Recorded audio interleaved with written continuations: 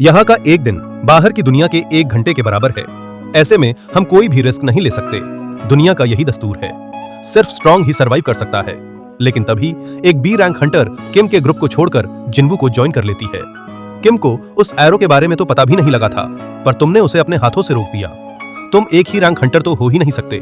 पाक को लगता है जिन्वू या तो ए रैंक है या फिर उससे भी ऊपर। इसके बाद वो दोनों टीम्स अपने अलग अलग रास्ते में निकल जाती है। किम को आगे जाने पर पता लगता है कि ये एरिया आइस बेयर का है। जिन्वू का ग्रुप तो मारा ही जाएगा। एक सेकंड, उसके ग्रुप में एक बी रैंक है और एक सी रैंक, तो मुझे ऐसा क्यों लगा कि उसका लीडर कोई ई रैंक है। तभी उसके ग्रुप का सामना 3 बेयर से होता है और यहाँ हमें पता चलता है कि किम इतना उछल क्यों रहा था। उसके ऊपर जब एक बेयर हमला करता है, उसके पंजे ही टूट जाते हैं और किम चू अगले ही पल उसे बीच में से काट देता है। लेकिन उनकी लड़ाई अभी खत्म नहीं हुई थी, क्योंकि अभी भी 2 बेयर्स जिंदा हैं।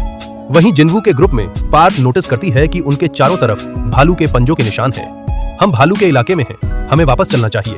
हम इसीलिए सिर्फ आगे बढ़ेंगे अगर हम भालू के इलाके में हैं, यानी हमें सिर्फ उनसे ही संभल कर रहना होगा। आइल्स जैसे समझदार दुश्मनों से भालूओं से लड़ना बेटर है। पार्क हैरान हो जाती है कि वो इतना आगे की सोच रहा है और वो उससे माफी मांगती है। जिन्वू पार्क के लिए एक कोट निकालता है और सभी लोग यह देखकर हैरान हो जाते हैं कि उसने अभी अभी सनी मैजिक यूज किया, क्योंकि हाई लेवल हंटर्स भी 2-3 छोटी मोटी चीजों से ज्यादा स्टोर नहीं कर सकते। वहीं जिन वो उन सभी के लिए एक एक कोट निकाल देता है और सांगी सोचने लगती है कि आखिर जिन्वू है कौन। जिन्वू उसे अपनी असली पावर्स नहीं बताता और यहाँ उसे लाने के लिए माफी मांगता है। मैं तुम्हें सेफ रखूंगा और तुम सबको भी, लेकिन मेरी एक शर्त है कि तुम में से कोई भी मुझसे कोई सवाल नहीं पूछेगा। तभी उनके सामने भी एक बेयर आ जाता है और जिन्वू उससे लड़ने के लिए अपने वल्फ एस इन टाइटल को सेलेक्ट कर लेता है। वहीं डंजो के बाहर व्हाइट टाइगर गिल्ड का लीडर बाइक पहुंचा हुआ है, जो देखता है कि रेड गेट पूरी तरह से सील हो चुका है।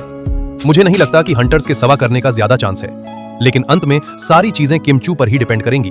असल में एक और हंटर है जो उन्हें बचा सकता है। मुझे लगता है कि उसकी री अवेकनिंग हुई है, पर यह चीज अभी कंफर्म नहीं है। तभी वहां पर डंगसू आ जाता है। तुम यहाँ क्या कर रहे हो? ये तुम्हारी जरिस्डिक्शन नहीं है, तुम्हें तो अमेरिका में होना चाहिए था। वो सब छोड़ो, मैं यह जानना चाहता हूं कि एक E rank white tiger guild के गेट में क्या कर रहा है। बैक हैरान हो जाता है कि उसका टारगेट एक ई रैंक हंटर है। वहीं डोंगू का भी दिमाग खराब हो जाता है। मैं अमेरिका से उड़कर इसके लिए आया था। वो छछुंदर इस गेट के अंदर फंसा पड़ा है। वो तो मेरे बिना कुछ किए ही इसके अंदर मर जाएगा। जिन्वू तो काफी लकी है, जब तक वो अंदर है डॉस उसका कुछ नहीं बिगाड़ सकता। पर क्या वो वहां से जिंदा भी आ पाएगा? वहीं डंजो में सभी लोग हैरान खड़े थे, क्योंकि जिन्वू ने अकेले ही उस आइस बेयर को हरा दिया था और उसने एक नहीं दर्जनों बेयर्स को हरा दिया है। और रात को वो सभी लोग बेयर मीट की पार्टी कर रहे थे। वहीं वो दोनों लड़कियां हैरान थीं, क्योंकि इतने सारे बेयर्स को मारने के बाद भी जिन्वू ट्रेनिंग करने गया है।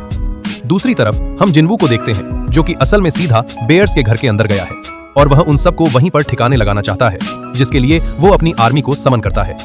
यह तुम्हारा पहला मिशन है, सारे बेयर्स को खत्म कर दो। जिसके बाद जिन्वू की आर्मी और उन बेयर्स के बीच में युद्ध छिड़ जाता है। वो बेयर्स काफी पावरफुल हैं, लेकिन जिन्वू की आर्मी भी कुछ कम नहीं थी और मेजेस भी अपना पूरा काम कर रहे थे।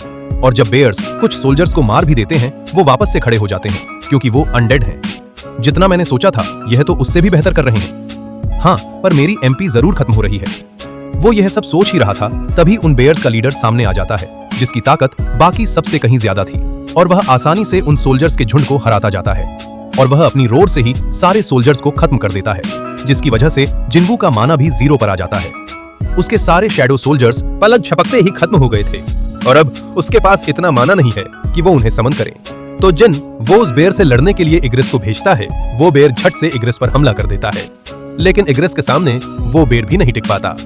इग्रिस उसके साथ बिल्कुल वैसे ही खेल रहा था जैसे उसने जिन्वू की कुटाई की थी और वो हमला करके उसे अपने घुटनों पर ले आता है, जिसके बाद वो उस लड़ाई को उस बेयर की गर्दन काट के खत्म कर देता है। इग्रिस तो सच में काफी ताकतवर है। अगर हमारी लड़ाई के वक्त इसने तलवार नीचे ना गिराई होती तो मैं तो डेफिनेटली मारा जाता। जिन्वू को रियलाइज होता है कि वो अब जाकर इग्रिस के लेवल पर आया है, या शायद मैं अब भी उससे कमजोर ही हूँ। इग्रिस अपने मास्टर के सामने घुटने टेकता है और जिन वो उसकी तारीफ करता है। दूसरी तरफ हम किम चू को देखते हैं, जो बड़ी मुश्किल से सांस ले पा रहा था। उसकी पार्टी के बाकी के मेंबर्स मारे जा चुके हैं। चाहे कुछ भी हो जाए, मैं व्हाइट टाइगर गिल्ड के एलीट्स को जरूर ज्वाइन करूंगा। लेकिन अपनी सिचुएशन को देखकर उसकी फटने लगती है और वो आई सेल्स उसके बच्चे खच्चे ग्रुप को भी मार डालते हैं। उसका थोपड़ा देखकर किम चू की फट जाती है और वो अपनी जान बचाने के लिए वहां से भागने लगता है। और आगे क्या हुआ, ये जानने के लिए इस चैनल को सब्सक्राइब करें।